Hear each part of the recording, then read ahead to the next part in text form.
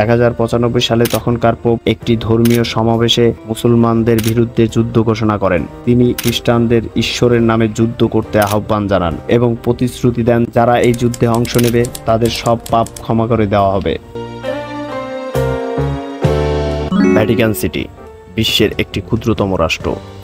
শুধুমাত্র আয়তনের দিক থেকেই নয়, বরং এর ধর্মীয়, সাংস্কৃতিক ও রাজনৈতিক প্রভাবের দিক থেকেও এটি একটি ব্যতিক্রমী দেশ।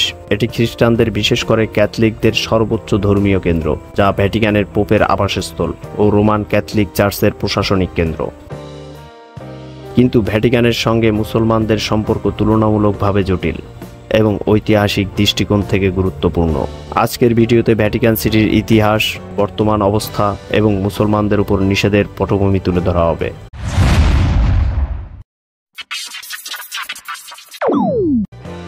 যীশু খ্রিস্টের শিষ্য সেন্ট পিটার রোমে এসে ধর্ম প্রচার করেন এবং ধারণা করা হয় তার মৃত্যু হয় নেরোর শাসনামলে। বলা হয়ে থাকে সেন্ট পিটার ছিলেন প্রথম পোপ।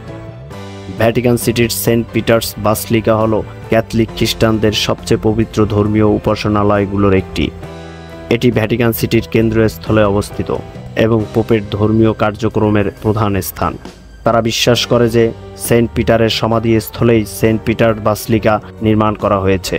ভ্যাটিকান লাইব্রেরি ও আর্কাইভস বিশ্বের অন্যতম প্রাচীন পাণ্ডুলিপি ও ঐতিহাসিক দলিলের সংগ্রহশালা। 4th শতকে সম্রাট কনস্টান্টাইন খ্রিস্ট ধর্মকে রাষ্ট্রধর্ম হিসাবে স্বীকৃতি দেন।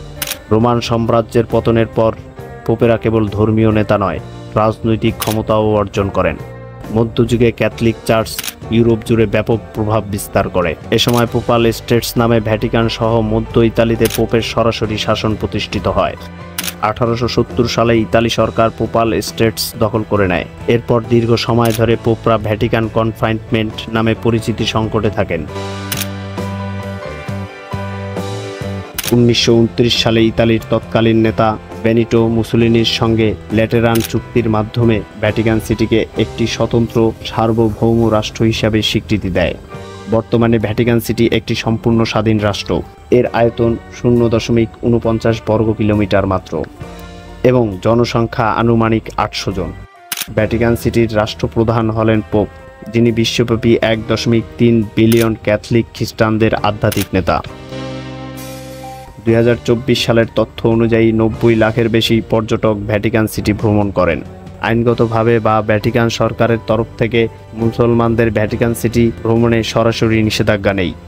ভ্যাটিকান সিটি পর্যটকদের জন্য উন্মুক্ত, তবে কিছু নির্দিষ্ট ধর্মীয় নিয়ম ও আচরণ মেনে চলা বাধ্যতামূলক। তার মধ্যে রয়েছে গির্জায় ঢোকার সময় পরিপাটি পোশাক পরতে হবে, তবে অতি খোলামেলা পোশাক বা বোরকা পরে প্রবেশ করা যাবে না।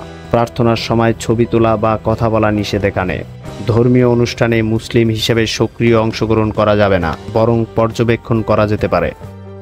1095 সালে তখনকার পোপ আরবান ফ্রান্সের ক্লেরমন্ট শহরে একটি ধর্মীয় সমাবেশে মুসলমানদের বিরুদ্ধে যুদ্ধ ঘোষণা করেন।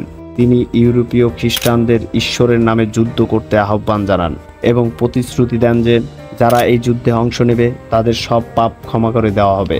এরপরে প্রথম ক্রুসেড যুদ্ধ 1096 থেকে 1099 সাল পর্যন্ত, দ্বিতীয় ক্রুসেড যুদ্ধ 1147 থেকে 1149 সাল পর্যন্ত, তৃতীয় ক্রুসেড যুদ্ধ 1189 থেকে 1192 সাল পর্যন্ত এবং চতুর্থ ক্রুসেড যুদ্ধ 1202 থেকে 1204 সাল পর্যন্ত সংগঠিত হয়। এসব যুদ্ধে মুসলিম ও খ্রিস্টানদের মধ্যে ব্যাপক উত্থান পতন ঘটে এবং হাজার হাজার মুসলমান, ইহুদি এবং স্থানীয় বাসিন্দাকে হত্যা করা হয়। মূলত এই সকল যুদ্ধের মাধ্যমেই খ্রিস্টান ও মুসলমানদের মধ্যে পারস্পরিক ঘৃণা ও অবিশ্বাস সৃষ্টি হয়। তবে বর্তমান পোপ ফ্রান্সিস আন্তঃধর্মীয় সংলাপের পক্ষে কাজ করে। তিনি সংযুক্ত আরব আমিরাত ও মিশরের মুসলিম নেতাদের সঙ্গে সাক্ষাৎ করেছেন। তিনি শান্তিপূর্ণ সহাবস্থানের কথা বললেও মুসলিমদের প্রবেশ সীমিত রাখা হয় এখানে।